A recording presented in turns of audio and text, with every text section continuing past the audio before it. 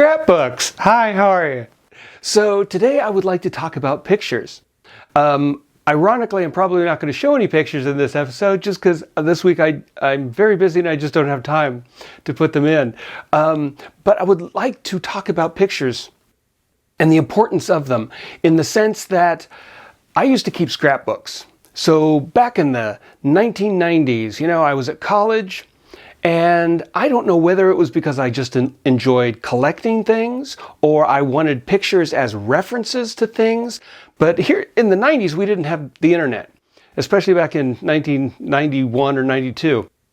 And so I would make these scrapbooks of pictures out of magazines. And I would go through magazines after magazines. I remember in the dormitory I was at in college, there was this barrel in the hallway where people would toss their used magazines.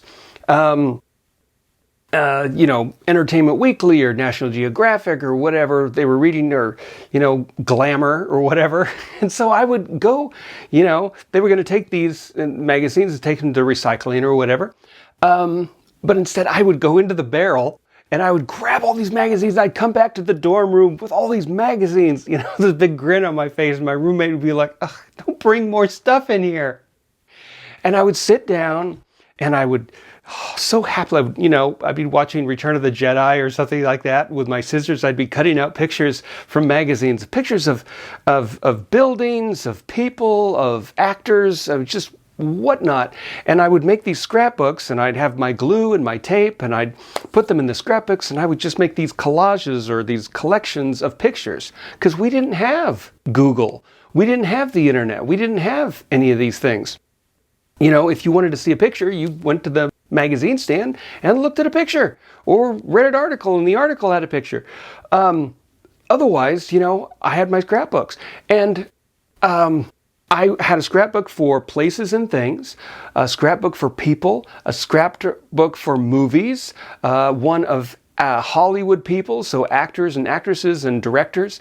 And then I had another scrapbook for characters because I was studying acting in college and I wanted a reference. So if I had to play a character, I had this whole scrapbook of pictures of interesting people or interesting looking characters that I could use as a reference. Oh, maybe my character that I'm playing could look like this, or that this character seems to be having this emotion and it would inspire me or something like that. And so I would, it would almost like if I didn't do it, I wouldn't have a reference. And so I would spend so much time making these scrapbooks. And I was very proud of my scrapbooks. I had all these really cool pictures of New York and tropical places and interesting people. And man, I put so much time and effort into these scrapbooks. And I don't have any of them anymore. I don't even know where they are. Because pretty soon the internet came around and we didn't need scrapbooks anymore. We didn't, there's barely any magazines left anymore. And so that just kind of changed everything. But it was really helpful to have those scrapbooks as, something to look at or as a character reference or, because you couldn't look up a movie poster on the internet because there was no internet. So I had, pictures of movie posters and it was just like really cool. And then the internet came along and I had my scrapbooks. And then eventually I got rid of my scrapbooks because I didn't need them anymore. Because, you could go to Google and look at Google Images and you could look at any picture of New York or the tropicals or tropical places or Hawaii or actors and anything. So there was no need to keep scrapbooks anymore, which saved a lot of time, saved a lot of money. So I was no longer, spending time doing that. And now we have AI. So you can go to I don't think I still do, but I think I had a subscription to Leonardo, the AI thing. And then Artlist is where I get all the music for my videos. And they've started have an AI section where I could generate an image. If I wanted to put an image in my video of, clouds in the sky or something like that for my video, I could do that. And then I started posting some AI pictures in my Instagram videos, and it was cool for a little bit, and then people started saying they were really disappointed in me that I was using AI images, and I thought, why are you disappointed in me? You know, this is the whole AI revolution. It's happening. This is great. We can generate any picture we want. And then I did some research of why AI imaging may not be so great, which I'm not going to go into here, but I've researched the pros and the cons in the AI images, and I basically stopped using AI images in any of my social media for personal reasons and for just because people didn't like it. It was very strange to get, because I've gotten negative comments in my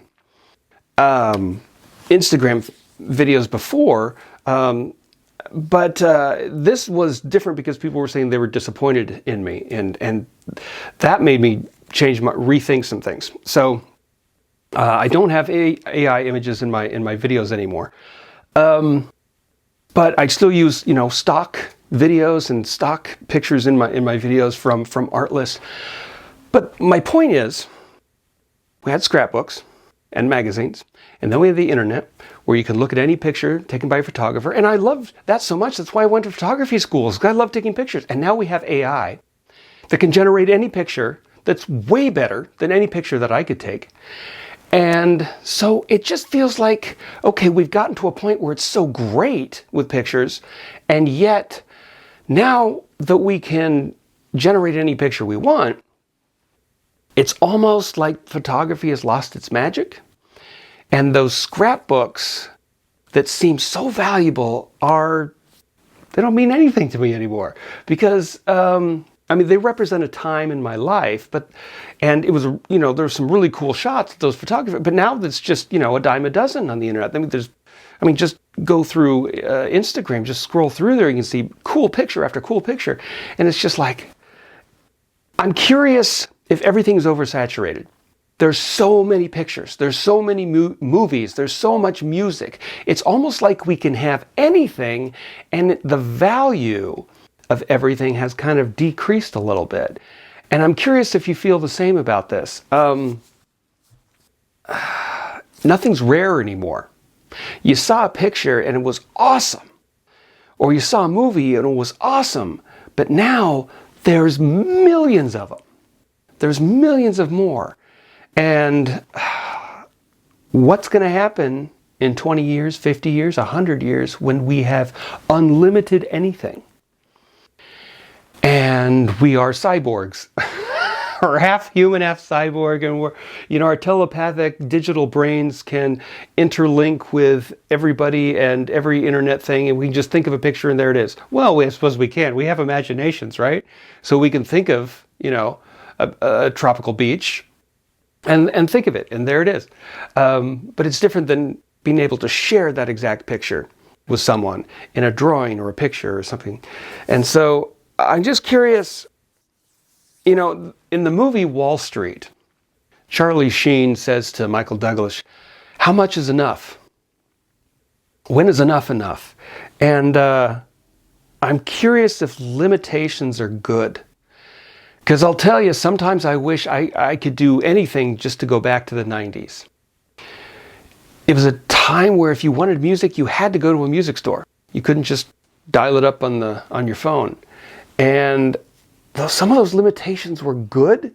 And, if you would have asked me way back when, would you want to have availability to any music or any movie or any picture you ever wanted? And there it is. Sorry, I just hit my music stand with my notes on it.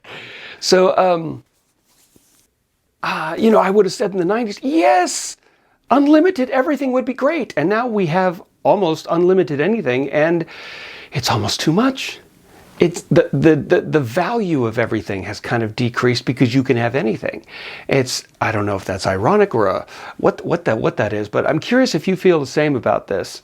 We're in a strange time now where, if you want to watch a movie, just dial it up on your phone even, or on your computer, and, anything is available, which is great.